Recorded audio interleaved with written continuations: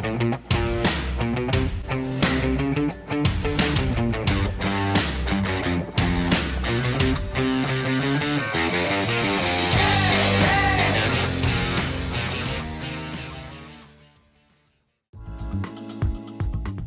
Rosie and Bill Show wish to thank our primary sponsors. The Mallon Agency, located in Springfield, PA, where they take pride in exceeding expectations every time. Anthony DeCecco and our friends at Tennis Addiction are ready to serve all your tennis needs at their beautiful facility in Exton, PA. Welcome everyone to the Rosie and Bill Show. Our guest this week began his musical journey at the ripe old age of 4, and he's never looked back. From singing in church, to playing bass in a Christian rock band, to his championship run on The Voice, he's been building an ever-growing base of dedicated fans. Please welcome to the Rosie and Bill Show, one of the hardest working guys in the music business today, Craig Wayne Boyd. Craig, welcome to the show, sir. Oh, thank you guys so much for having me. We're really excited, Craig. You know, it's interesting because the country first learned about your voice when you premiered on The Voice. When did you personally discover your own voice? I think, yeah, it was early on. I started singing. I guess my first big performance would have been for my kindergarten graduation, around 350 people. And they put me in some striped overalls with the seat of the pants cut out with a bandana sewed in. And I had to sing a song called In the Little Red Schoolhouse, where I was always late, and turn around and show a hole in the seat of my pants. There we go. Oh my God, I'm mortified just listening to it. How did you I should send you pictures of it. It's pretty great. So somewhere along the way, Craig, you moved to Nashville, but what were you doing musically in between that time we just talked about when you made the move to Nashville? I grew up in a home full of music. My dad was a bluegrass player. My mom took us to the Pentecostal church, and my grandmother was a Johnny Cash groupie. So I had all the great music around me, from the When I Think About Jesus, What He's Done for Me, to, Walk the Line, Alabama, all that fun stuff, and then using my Bible for a roadmap and Pig in the Pen from my dad. So it was a fun time for me musically, and that continued all the way through my high school years. I got into band, orchestra, and choir. I never played sports; it was all instruments, and along with that, took over the church choir, teaching harmony parts and all of that fun stuff. So, I don't know when I wasn't ever doing music. Yeah, it sounds like you had just a natural propensity for it, and it was reinforced at home. And was there ever anything else that you wanted to do or even entertained? I think in high school there was they have the whole job fair stuff and like, hey, what do you want to be? And I always wanted to be a politician or an attorney. Or a preacher. That was the three thoughts I had. And little did I know, being a musician or being in the music industry, I would be all three of those. That's a very good point. And yeah, that's a great point. We understand too that before your run on The Voice, you were kind of at a crossroads. What was it that made you make that decision to even audition? For me, I had been through the roller coaster of the music industry. I moved to Nashville bright-eyed and bushy-tailed, looking at, thinking it was going to be, I'm going to be the next superstar. There's a lot of hard work that goes into that. And a town like this, moving from, I was in a big town in Dallas, but the music scene is a lot different there than it was in Nashville. Nashville was very concentrated with some of the best, if not the best, in the whole entire world, all here doing it daily. And you get thrown into that mix, and it would be success, or success on certain levels. I feel like I was fairly successful in the sense of within 7 months of living in Nashville, I got a publishing deal with at the time was the world's largest publisher. So I was getting paid to make things up every day. That's a great success. But so far as the radio recognition, it would be right, in my grasp, and then it would just be pulled right away before it happened. So I was feeling pretty beat up, come that sense. And the offer came in about The Voice, and life had fallen apart, career had fallen apart. I'm like, so you're going to pay me to be on TV and have a place to live in LA for a minute? Let's go do it. Well, and I think one of the amazing things is, Craig, is that what you just talked about, from the time you got to Nashville and signed that publishing deal to that audition on The Voice, there was quite a few years in between, right? Yeah, almost 10 years at that point. Wow. That was So 10, You didn't have to 10 do a years. blind audition? I mean, you didn't have to do one of those mass cattle calls? I did not do the mass cattle call. I got email. I had just come off the road from a radio tour where the label had folded. We were sitting in the 40s or 50s, climbing the Billboard charts, and boom, no record deal, song gone, um, and it was devastating. But there was still a lot of content out there on me, and so The Voice saw that, and they're like, "Hey, are you interested in pushing this on?" I even ended up with the masters of that album and put it out on my own right before I went to The Voice. So there was a lot of things that helped me out, but they saw that I still had the passion, and to be honest with you, it really put me in a place of wanting to learn, and I didn't want to be a jaded guy. I didn't want to let the industry eat me up. So I really went into The Voice stuff looking to learn and said, hey, these guys know something that I don't, so I need to go figure it out. Yeah, and I think it's clear, Craig, from your first, because I think you opened with "Whiskey Ain't Working Anymore," right? That was on the first episode you were on. That's right. Yeah, because I just remember that season and just seeing all the versatility, all the different songs and everything that you sang. Some Kind of Wonderful blew me away as someone who's tried to sing that many times, but you nailed it. Thank you. And I'm just wondering though, how did that work? Because we've talked to other folks who've been on the show, and it's a lot of up early in the morning and up late at night. How did that work, and that whole process compare to some of your prior endeavors as far as the intensity and just the work involved? I think all the road work kind of prepared me for that. I was in my element of the late nights and the early mornings. I was like, hey, this is life on the road. And I was used to playing 200 plus dates a year on the road. So a stint of having to do that for a few months in a row didn't really seem like much to me. It got humorous at times because the camera crew would come in and everyone would be passed out and over on sofas, and there's Craig over in the corner, jamming out to music and having fun. And they're like, dude, how do you do this? It's like, man, this is just, I only have to sing one song. I'm used to singing 4 hours a night. Come on. Well, you know what? You're absolutely right. And I think a lot of people don't realize that, because I've heard a lot of contestants kind of get run down, they get sick, because it is pretty grueling. But if you've been doing it and your body's used to it and you've conditioned your voice, like you said, to sing 4 hours a night, 200 days a year, then you really are well ahead of the game and able to kind of stay strong through that whole process. Your voice is so rich and deep and full. It's really beautiful, Craig. It's no wonder that you won the show. Well, you're very kind. I appreciate that.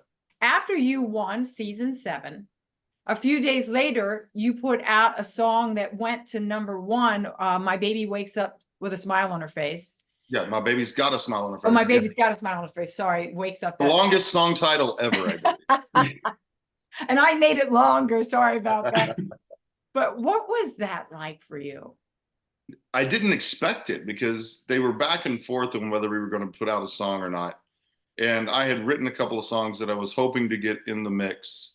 And they brought this song to me.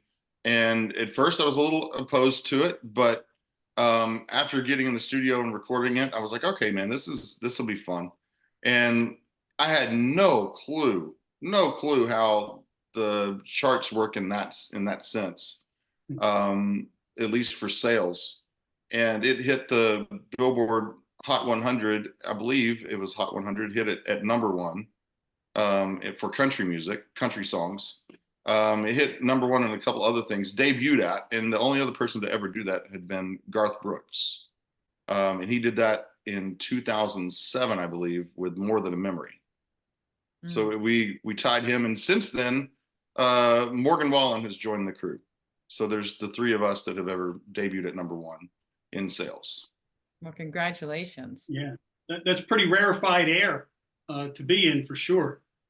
It's mind blowing, and again, something I never expected. And the plaque looks good on the wall. That's about all it does for you.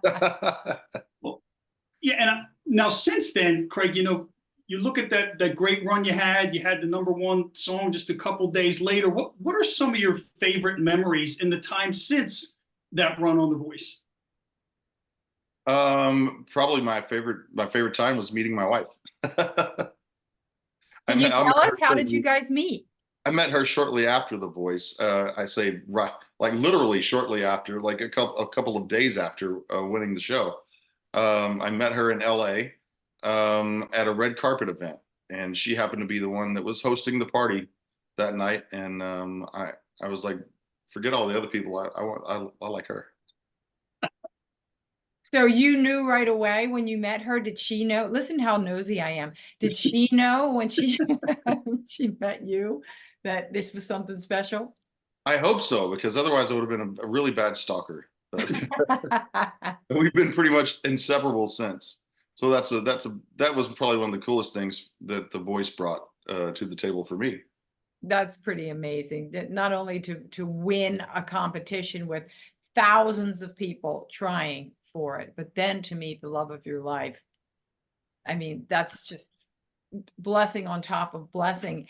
And then to add to it, you have 5 kids? Yes, that's what I would call the best trophies of success in my life also. How do you balance it all? It's hard. Balance is hard. I do my best to push away the work when it's possible to push it away, and try to focus just on them. That's really the only way that I can find balance in the craziness that it is. And there are times when if I get enough work done, then I can take off for a month or two and actually spend some time with the family. And that's what we're hoping to be able to do by the fall. But right now it's busy. Yeah, and Craig, one thing that I remember looking at your Facebook page a while back, and one of the things that really stuck out to me was, I think it says part-time singer, full-time dad. Yes. And when you look at a lot of your posts on there and pictures, it's you and the kids and your wife and all that thing. So it just to me, that just really illustrates kind of where you're at and where your priorities are. And I just want to commend you for that.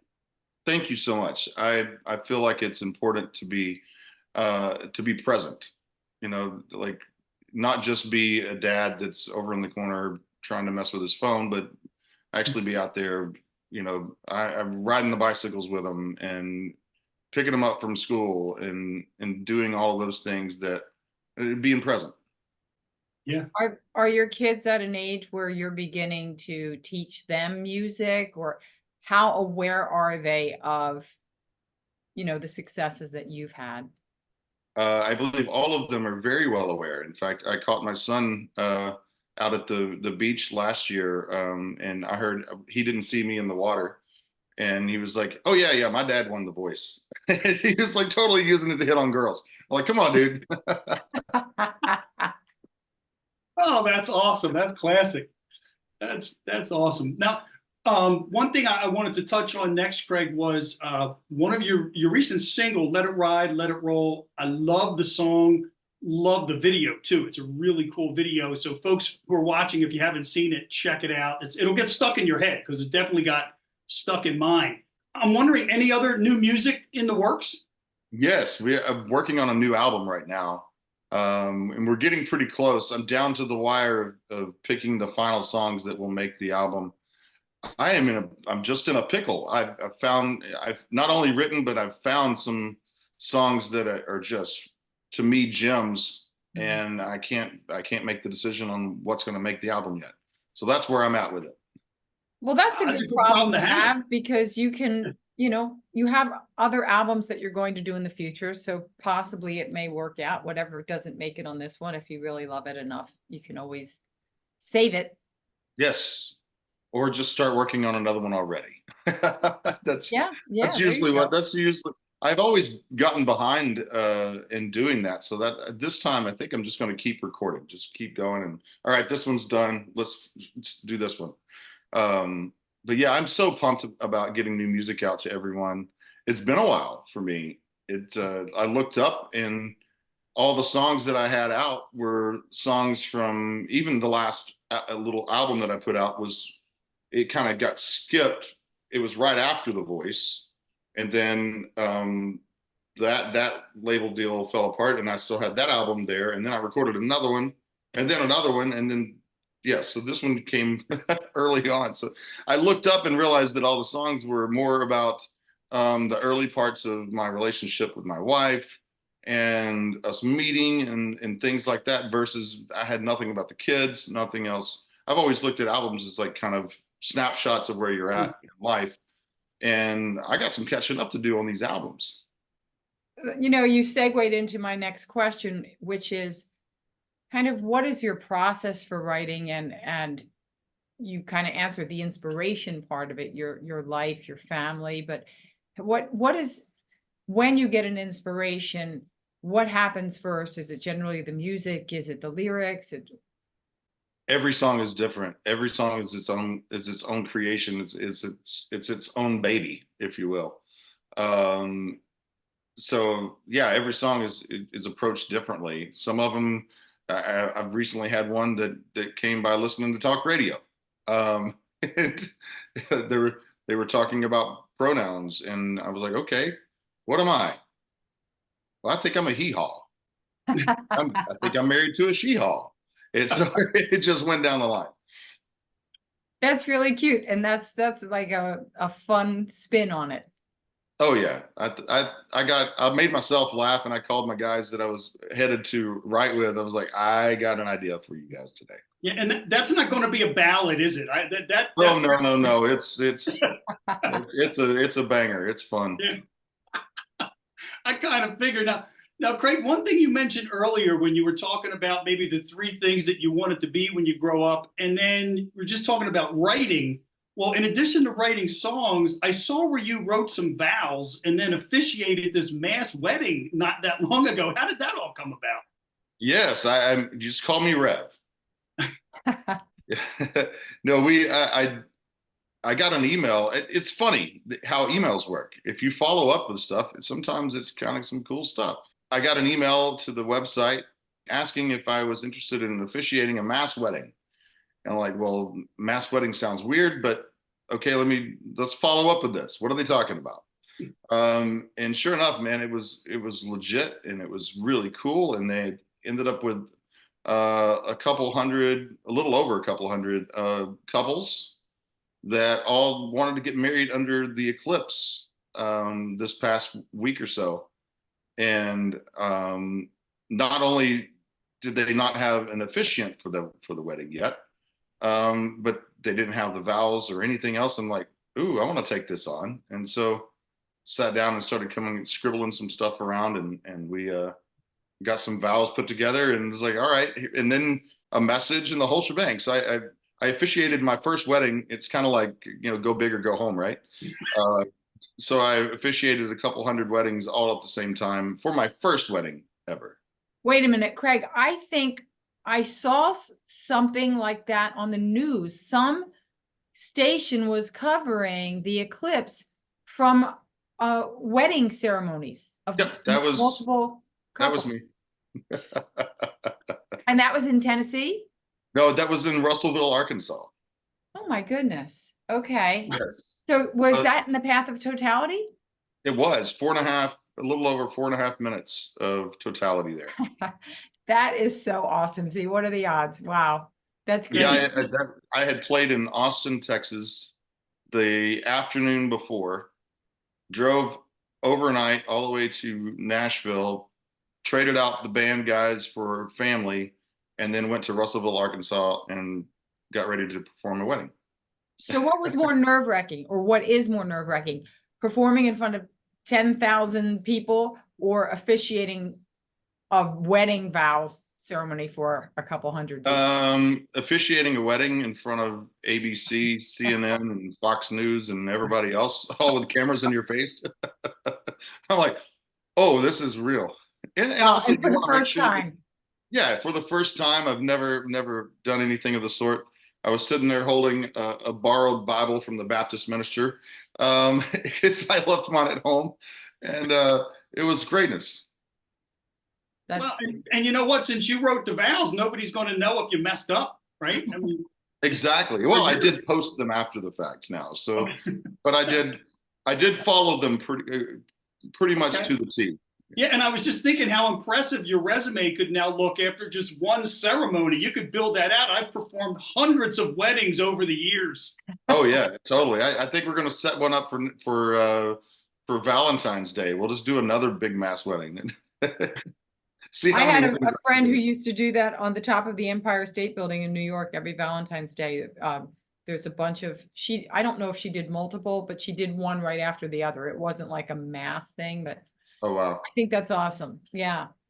So I'm going to pivot a little bit here because we understand you're going to be touring or performing in Sweden, and a former guest of ours is going to be performing on the same bill, Eleanor Springstrike. Oh, there we go. Yes. Have you I performed in that part of the world before? I have not.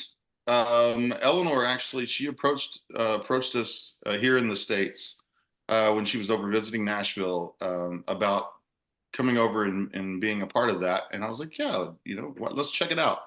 And not knowing if there would be a big push or even a big interest, you never know. Um, and sure enough, man, the interest has been phenomenal on that side of the pond.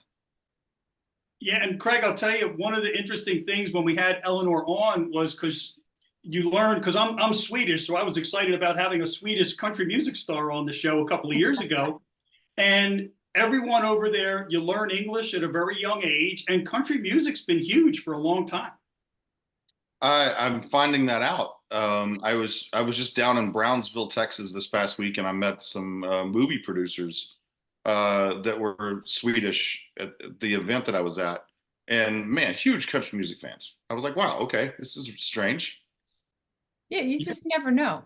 Now we do. That's right. Now we do. So, Craig, you've performed at the Grand Ole Opry over 25 times. How does that compare to all of your other accomplishments, and does it ever get old?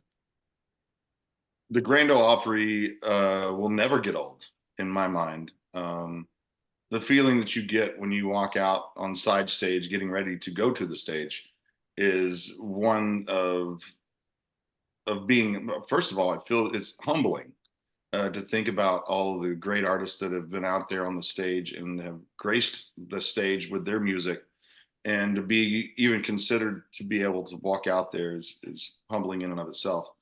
But also, there's a feeling of wanting to make sure that you do your best, because again, you're living in a legacy and walking in the shoes of some of the greatest that's ever lived in country music.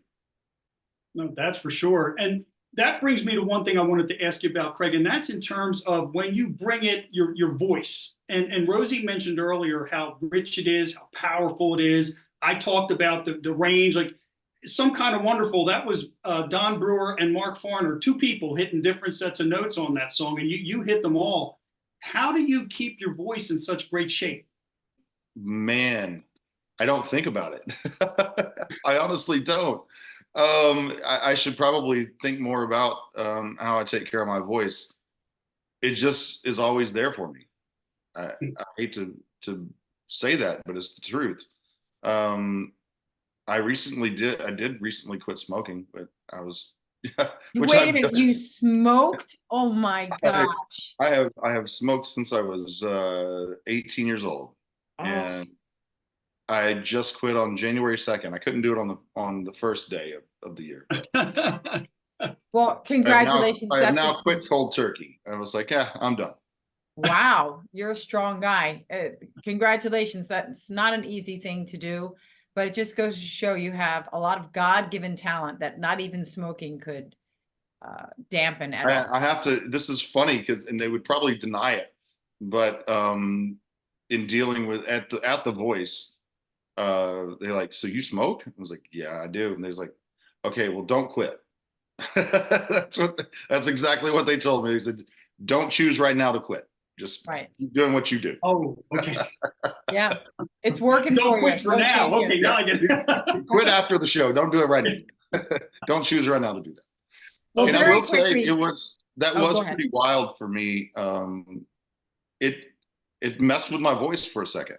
For a couple of weeks, I got nervous. It was like, am I gonna have to start smoking again? Because just what my vocal memory was off. No one else, unless you're very, very in tune with your ears, you probably couldn't ever tell it at a show or anything. But I had to sit at home for a minute and really work on where my voice was going, because I would go to sing a curly cue or whatever you want to call them, and my voice wouldn't do what I wanted it to. It was very strange, but it took a couple of weeks to get it back, and then it was fine.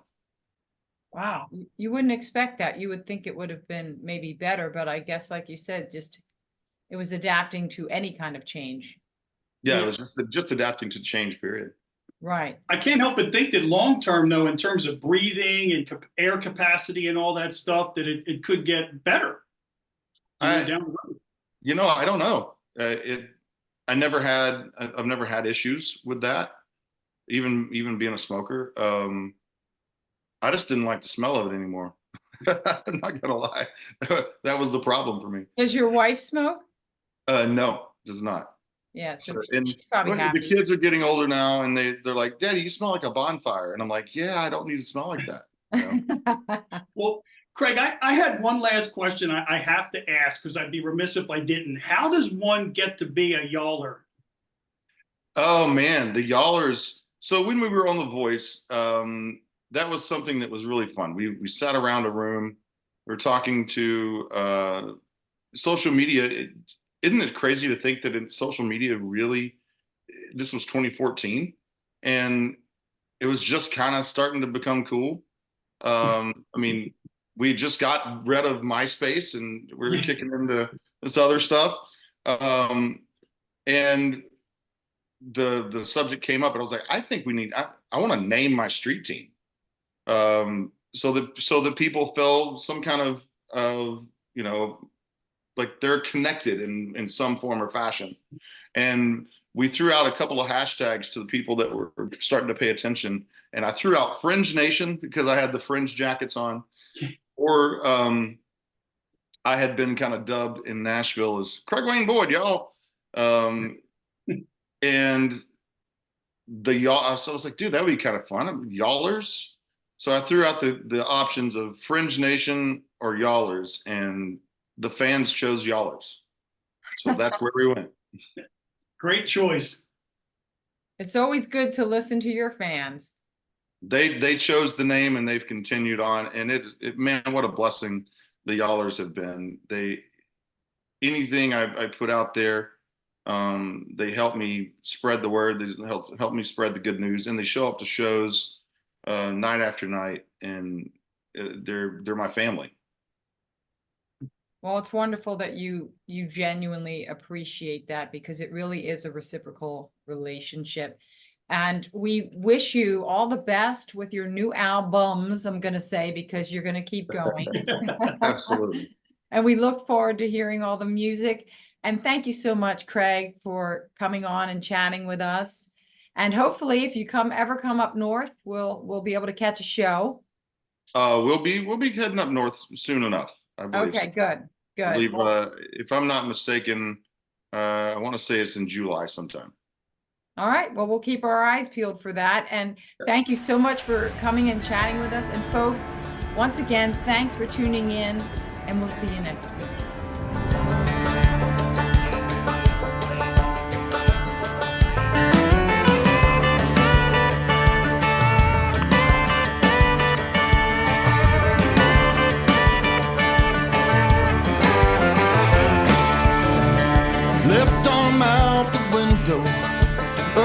side throwing it and drive. The rear view's reading all the trouble I've been seeing, but I'm leaving those worries behind. Sunrise on the horizon, a fresh wind pushing my back. Head down on the dashboard, know if I'm going that I'll be going fast. So let it ride, let it roll. Pay no mind to the swerves and the curves and all I can control. Come rain or shine, I'm going with the flow. Just let it ride, let it roll.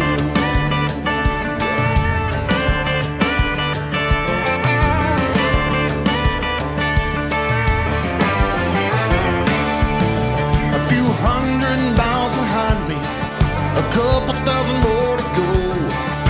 Switchbacks to gravel, just keep it on travel till I find that pot of gold. So let it ride, let it roll.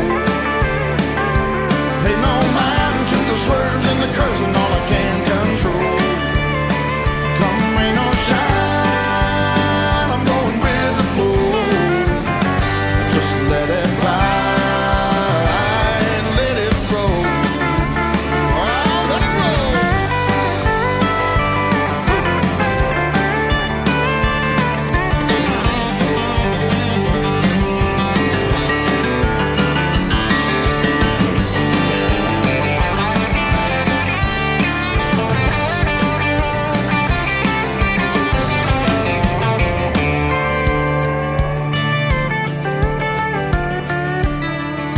Left arm out the window, other side throwing it and drive.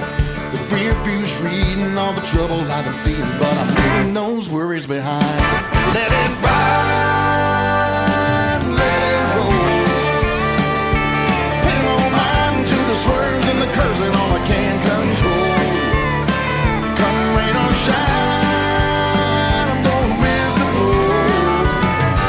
Just let it ride, let it roll.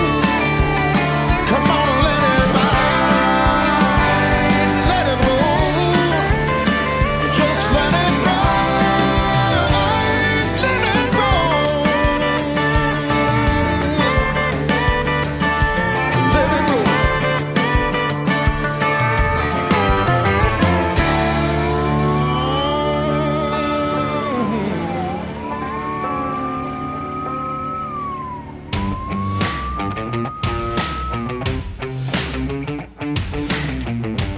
This week's episode has been brought to you by Doherty & Company Insurance Services for all your business and personal insurance needs. Our friends at Tennis Addiction in Exton, PA.